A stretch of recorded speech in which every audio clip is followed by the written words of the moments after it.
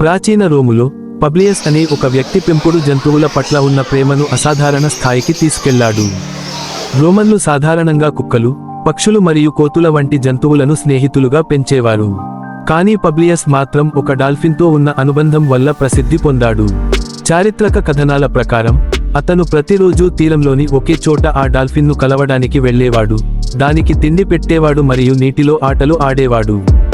కాలక్రమేణా ఆ డాల్ఫిన్ పబ్లియస్ను గుర్తించసాగింది, అతని స్వరం మరియు సంకేతాలకు స్పందించేది. వారిద్దరి మధ్య ఏర్పడిన అనుబంధం అంత గాఢంగా మారింది కాబట్టి అది ప్రజల దృష్టిని ఆకర్షించింది. స్థానికులు కూడా వారి విస్మయకరమైన స్నేహాన్ని చూసేందుకు వచ్చేవారు.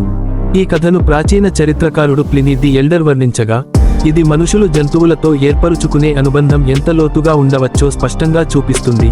కొన్నిసార్లు ఇది జాతులను, అంచనాలను కూడా మించి ఉంటుంది. Thanks for watching. Have a good day friends.